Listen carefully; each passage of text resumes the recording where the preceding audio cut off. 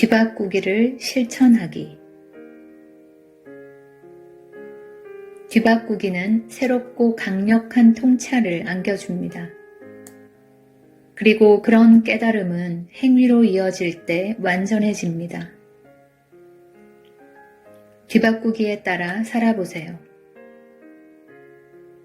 남들에게 어떻게 설교해 왔는지를 알아차리면 돌이키고 바로 잡으세요.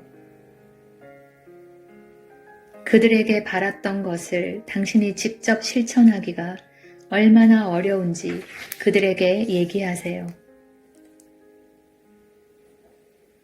그리고 당신이 원하는 것을 얻기 위해 어떤 식으로 그들을 속이고 조종하려 했는지, 어떻게 화를 내고 섹스를 이용하고 돈을 이용하고 죄책감을 이용했는지 얘기해 주세요. 내가 남들에게 고집스럽게 요구했던 삶을 뒤바꾸었을 때 나는 늘 그렇게 살 수는 없었습니다. 이 점을 깨달았을 때 나는 그동안 내가 판단했던 사람들이 나와 똑같은 입장에 있다는 것을 알게 되었습니다. 어느 누구도 내 철학에 따라 살기는 쉽지 않다는 것을 알았습니다. 우리 모두가 저마다 최선을 다하고 있다는 것을 알았습니다. 겸손한 삶은 이렇게 시작됩니다. 깨달음을 견고하게 하는 또 하나의 힘있는 방법은 상대방에게 알리는 것입니다. 현실로 깨어난 그 해에 나는 전에 내가 비판하던 사람들을 자주 찾아가서 나의 뒤바꾸기와 깨달은 점에 대해 얘기했습니다. 내가 어떤 어려움을 겪고 있다 해도 나는 오직 내 몫에 관한 발견한 부분만 말했습니다. 어떤 경우에도 그들의 몫에 관해서는 말하지 않았습니다. 이렇게 한 이유는 적어도 두 사람, 상대방과 나 자신의 증인이 있는 자리에서 그 말을 듣기 위해서였습니다. 나는 그 말을 주었고 그 말을 받았습니다. 예를 들어 당신이 쓴 문장이 그는 내게 거짓말을 했어 라면 하나의 뒤바꾸기는 나는 그에게 거짓말을 했어가 됩니다. 이제 당신이 지금껏 그 사람에게 거짓말한 것들을 최대한 떠올려서 목록을 만든 뒤 그 사람에게 얘기합니다. 그 사람이 당신에게 한 거짓말은 말하지 않습니다. 그것은 그의 일이기 때문입니다. 당신은 자기의 자유를 위해 이렇게 합니다. 겸손은 참된 휴식처입니다. 더 빨리 더 자유롭게 나아가기를 원했을 때 나는 가슴에서 우러난 보상과 사과가 훌륭한 지름길임을 발견했습니다. 보상은 잘못을 깨닫고 바로잡는다는 뜻입니다. 내가 보상의 생활이라 부르는 것은 훨씬 더 멀리 미칩니다. 그것은 하나의 일뿐 아니라 이후에 일어날 모든 비슷한 사건들에까지 적용됩니다. 과거에 어떤 사람에게 상처 주었다는 것을 탐구를 통해 깨달았을 때 나는 남들에게 상처 주는 행위를 그만두었습니다. 만일 그 후에도 누군가에게 상처를 주게 되면 곧바로 그 사람에게 내가 왜 그랬는지, 내가 무엇을 잃을까 두려워했는지, 그 사람에게서 무엇을 얻고자 했는지 얘기했습니다. 그리고 늘 백지 상태에서 새롭게 시작했습니다. 이것은 자유롭게 살 수 있는 강력한 길입니다. 가슴에서 우러난 사과는 잘못을 되돌리고 흠없는 바탕 위에서 다시 시작하는 길입니다. 자신을 위해서 사과하고 잘못을 바로잡으세요. 이것은 오로지 당신의 평화를 위해서입니다. 말로만 성인이면 무슨 소용이 있을까요? 이 지구는 그런 사람들로 가득 차 있습니다.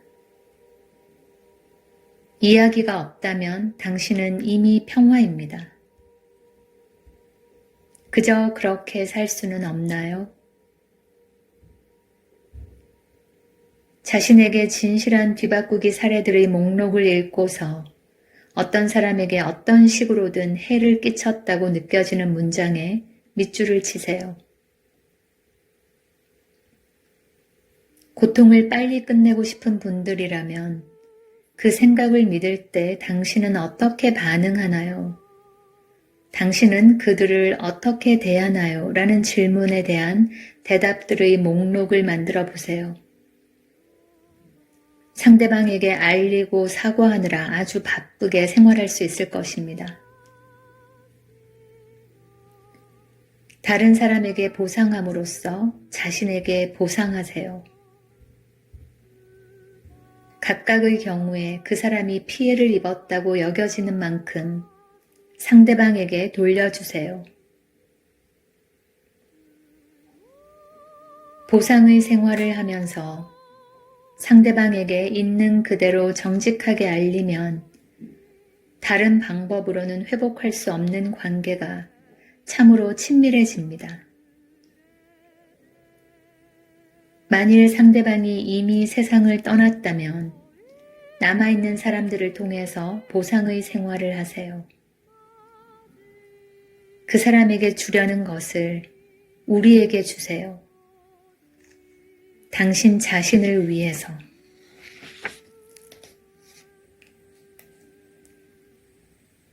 예전에 만난 어떤 남성은 자유를 간절히 원했습니다. 그는 과거에 마약 중독자였으며 능숙한 솜씨로 많은 집을 턴 도둑이었습니다.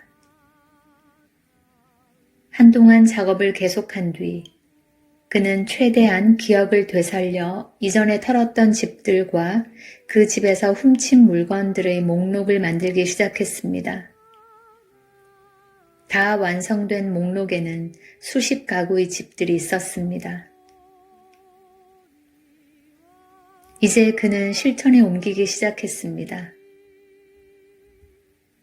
그는 감옥에 갈 수도 있다는 것을 알았지만 자신에게 옳은 일을 해야 했습니다. 그는 집집마다 찾아가서 문을 두드렸습니다. 그는 아프리카계의 사람이었고 다시 찾아간 곳들 가운데 일부 지역에서는 마음이 편치 않았습니다. 흑인에 대한 편견이 있다고 믿었기 때문입니다. 하지만 그런 생각들에 대해서도 작업을 계속하며 대문을 두드렸습니다. 사람들이 문을 열면 자기가 누구이며 어떤 물건을 훔쳤는지 얘기한 뒤 그들에게 사과하며 말했습니다. 어떻게 하면 이 일을 바로잡을 수 있을까요? 무슨 일이든 하겠습니다. 그가 찾아간 집들 가운데 경찰을 부른 사람은 아무도 없었습니다. 그가 저는 이 일을 바로잡기 위해 무슨 일이든 해야 합니다. 어떤 일을 해야 하는지 말해주세요 라고 얘기하면 그들은 좋아요, 우리 차를 고쳐주세요 라거나 집에 페인트를 칠해주세요 라는 식으로 할 일을 알려주었습니다. 그는 기쁘게 일했고 일을 마치면 목록에 있는 이름이나 주소에 표시했습니다. 그리고 페인트 붓으로 한 번씩 칠할 때마다 말했습니다. 하느님, 하느님, 하느님. 내 아들 로스는 오랫동안 작업을 했습니다. 여러 해 전에 우리는 함께 장을 보고 있었는데 가끔 그 애는 엄마 잠깐만요, 금방 돌아올게요 라고 말하고는 10여 분쯤 지나서 돌아오곤 했습니다. 한 번은 가게에서 셔츠를 고르고 있는 그 애를 우연히 유리 너머로 보게 되었습니다. 그 애는 셔츠 한 벌을 들고 계산대로 가서 대금을 치르더니 다시 진열대로 돌아갔습니다. 그러고는 주변을 둘러보며 지켜보는 사람이 있는지 살핀 다음 셔츠를 제자리에 돌려놓고 가게를 나오는 것이었습니다. 나는 로스에게 왜 그랬는지 물어보았습니다. 실은 예전에 대여섯 군데 가게에서 물건을 훔쳤거든요. 정말 괴로웠어요, 엄마. 이제는 전에 물건을 훔친 가게를 보면 안으로 들어가서 전에 훔친 것과 같은 물건을 찾은 뒤 돈을 지불하고 다시 돌려놓아요. 처음에는 자수하려고 마음먹고 가게에 찾아갔어요. 그리고 내가 훔친 물건 값을 돌려드립니다. 고발하고 싶으면 그렇게 하세요 라고 말했어요.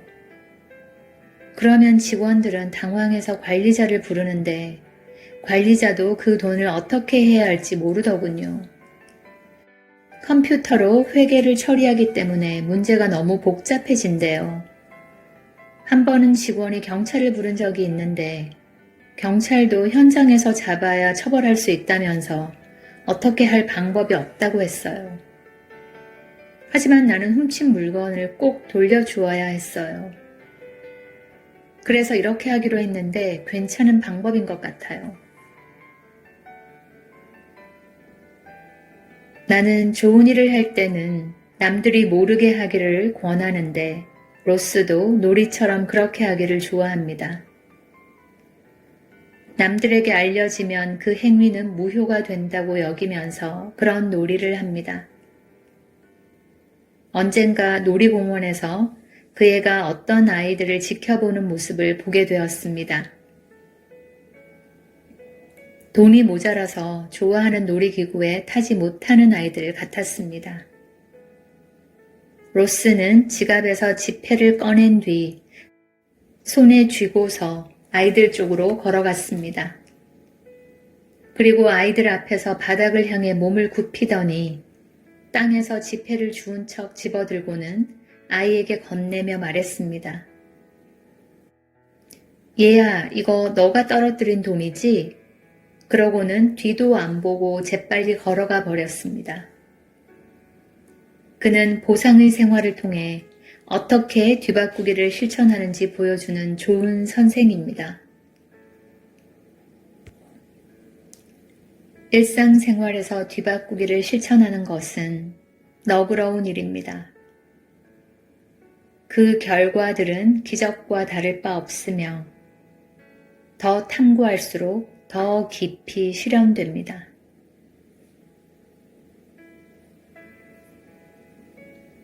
(6번) 문장을 위한 뒤바꾸기.